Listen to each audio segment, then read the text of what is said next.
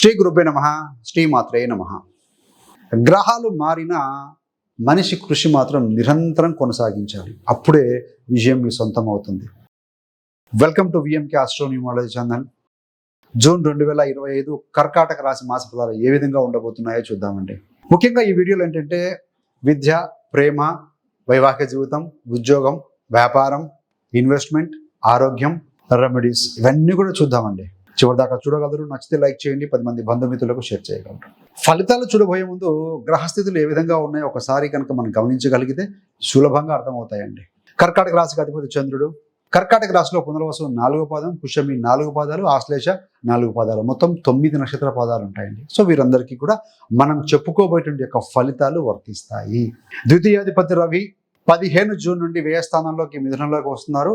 14వ తారీఖు కూడా ఆయన వృషభంలో ఉంటారు. చతుర్థ లాభాధిపతి శుక్రుడు 10వ స్థానంలో మేషంలో ఉంటారు ఈ మాసం అంతా కూడాను.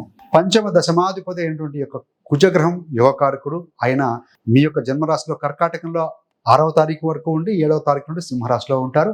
సో సింహరాశిలో కుజుడు కేతుతో కలిసి ఉంటారండి. మరి 6, 9వ స్థానాధిపతి గురుగ్రహం వ్యయంలో ఉంటారు మిథునంలో. సప్తమ అష్టమాధిపతి శనిశ్చరుడు అష్టమ నుండి 9కి వెళ్తున్నారండి. అంటే మీకు అష్టమ శని బాధ తప్పింది కర్కాటక రాశి వారికి. రాహుకేతుల విషయానికి వచ్చే వరకు ఈ యొక్క రాహు అనే గ్రహము 9వ స్థానం నుండి 8వ స్థానంలోకి మీకు రాబోతున్నారు. కేతువు మీకు ద్వితీయ స్థానం అయినటువంటి సింహరాశిలో స్థితి పొందబోతున్నారు. మరి తృతీయ వ్యయాధిపతి ఎక్కడ ఉన్నారయ్యారంటే 5వ తారీఖు వరకు కూడా ఆయన వృషభంలో ఉండి జూన్ 6వ తారీఖు నుండి మాసాంతం వరకు కూడా తన స్వస్థానమైనటువంటి ఈ యొక్క మిథున రాశిలో స్థితి పొందబోతున్నారు. అంటే మిథునంలో రవి, బుధ, గురు గ్రహాల యొక్క స్థితి ఉంటుంది.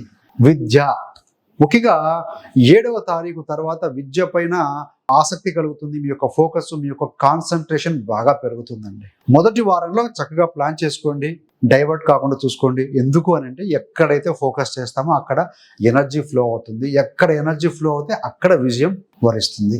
100% కన్ఫర్మ్ అండి.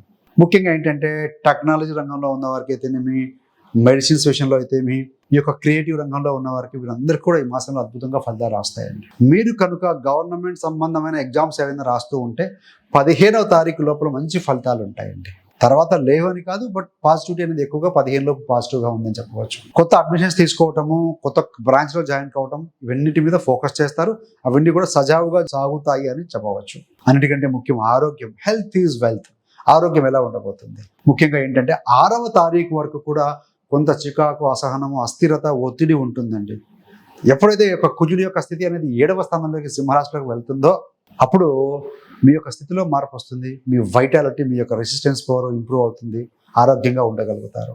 కానీ ఆల్రెడీ కొంతవరకైనా సమస్యలు ఉన్నవారు ఎవరైతే ఉంటారో ఈ యొక్క గురుగ్రహం 12వ స్థానంలో ఉండటం వల్ల బీపీ కానీ, షుగర్ కానీ, కాలేయం కానీ, గ్యాస్ట్రైటిస్ కానీ, యాసిడిక్ సమస్యలు ఈ 5 ఏదైనా ఎవరికైనా ఉన్నాయనుకోండి, వారు కొంత జాగ్రత్త వహించాలి. అంటే ముఖ్యంగా ఆయిల్ ఫుడ్ తగ్గించాలండి.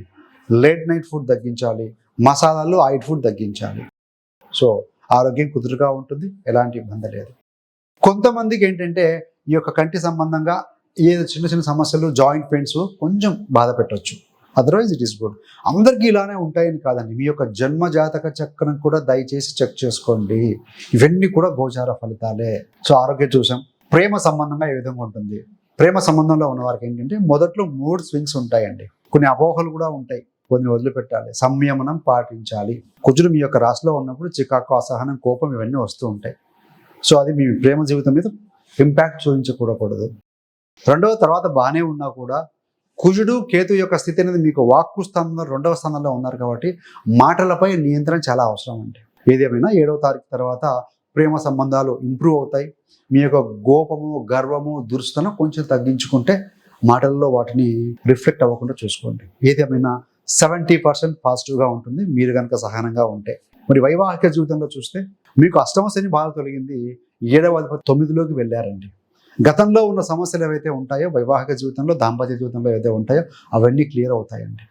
అదేవిధంగా మీ యొక్క జన్మ జాతక చక్రంలో కూడా చెక్ చేసుకోండి. 7వ స్థానం బలంగా ఉంటే ఇప్పుడు ఇంకా అద్భుతంగా ఉంటుంది. మీ యొక్క జీవిత భాగస్వామికి సంబంధించిన ఉద్యోగంలో ప్రమోషన్ కావచ్చు, మంచి బ్రాంచ్లో సీట్ పొందడం కావచ్చు, లక్ కానీ పెరుగుతుంది, ప్రాస్పరిటీ అని చెప్పవచ్చు. ఇంకా అదేవిధంగా కనుక వ్యాపారం చేస్తూ ఉంటే వ్యాపార భాగస్వాముల మధ్య ఉన్న సమస్యలు కూడా తొలగిపోతాయి అని చెప్పాలి. మరి వాట్ అబౌట్ జాబ్, వృత్తి, ప్రొఫెషన్? అంటే 10వ స్థానం, 10వ స్థానాధిపతి పంచమాధిపతి కుజుడే అవుతారు.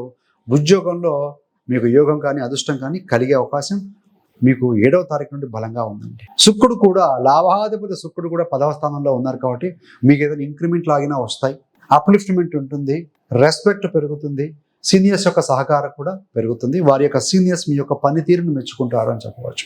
ఎంఎన్సీల కంపెనీలో మల్టీనేషనల్ కంపెనీ చేసేవారికి, కార్పొరేట్ రంగంలో ఉన్నవారికి కొత్త అవకాశాలు లేదా వారు అనుకున్న ప్లేస్కు ట్రాన్స్ఫర్ కానీ బదిలీలు కానీ లాభదాయకంగా ఉంటాయండి. కొంచెం కోపము తగ్గించండి.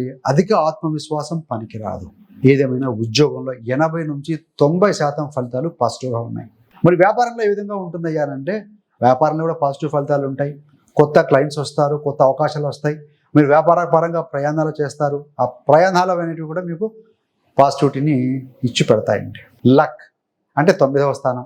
9వ స్థానాధిపతి గురుడు 12వ స్థానంలో ఉండి 9వ స్థానంలో శనిశ్చరుడు ఉన్నారు. అంటే ఏంటంటే సో లక్కులో శని ఉన్నారు కాబట్టి కొంచెం లక్కు మందగిస్తుంది, స్లో ఫేస్లో ముందుకు వస్తారు. కానీ విత్ ఎఫర్ట్స్, విత్ ఫోకస్, డిటర్మినేషన్తోనే మీరు పనులు సాధించగలుగుతారు. కాబట్టి హౌస్ క్లియర్ పిక్చర్ అండి. సో లక్కు 9లో కొంచెం బలహీనంగా ఉంది కాబట్టి ట్రేడింగ్ కావచ్చు, ఇలాంటివి పెద్ద పెద్ద పెట్టుబడులు పెట్టేటప్పుడు ఆలోచించి నిర్ణయాలు తీసుకోవాలండి. ఆర్థిక విషయంలో చూస్తే ధనాదాయం పెరుగుతుంది, డబ్బులు రాబడి సోర్స్ ఆఫ్ ఇన్కమ్ బాగానే ఉంటుంది. ఖర్చులు కూడా ఉంటాయి, చిన్న చిన్న ఖర్చులు తప్పవవి ఎలాగో ఉండనే ఉంటాయి. నష్టాలు మాత్రం వచ్చే అవకాశం లేదండి. మొత్తంగా చూస్తే స్టూడెంట్స్కి this is the excellent period అండి. వ్యాపారంలో బాగుంటుంది, ఉద్యోగంలో కూడా బాగుంటుంది. శుక్రుడు ఉన్నారు లాభాధిపతి, కుజుడు కూడా మీకు ద్వితీయంలో ఉన్నారు. జాబ్ లేని వారికి కూడా జాబ్ వస్తుంది. కొంతమంది మార్పు కోరుకునే వారికి పాజిటివ్ మార్పే ఉంటుంది. ప్రేమలో ఉన్న వారికి బాగుంటుంది. కాకపోతే కొంచెం మాట తీరు, చికాకు, అసహనం తగ్గించుకుంటే 7వ తారీఖు నుండి చాలా బాగుంటుంది. ఆరోగ్య విషయంలో ఏంటంటే కొంచెం ఈ బీపీ, షుగరు, గ్యాస్ట్రైటిస్, అసిడిటీ ఉన్న వాళ్ళు కొంచెం ఫుడ్ హ్యాబిట్స్లో చేంజ్ చేసుకోండి, బాగుంటుంది.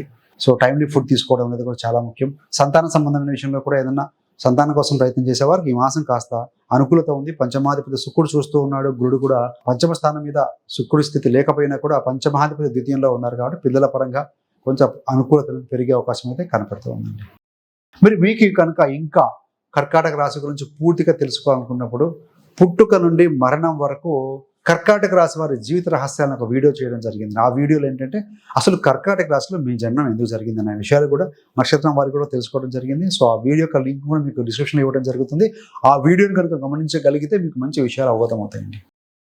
ఎవరైతే కనుక మన వ్యూవర్స్లో జ్యోతిష్యం సింపుల్ వేలో నేర్చుకుందాం అనుకుంటే easy astrology learn in simple steps అనే ఒక బుక్ కూడా రాయడం జరిగింది.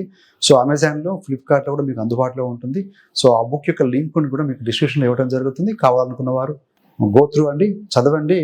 సో మంచి విషయాలు అవగతమవుతాయి. మీకు నచ్చిన విషయాలు కూడా మీకు కామెంట్ రూపంలో తెలియజేయగలరు. So thanks for watching.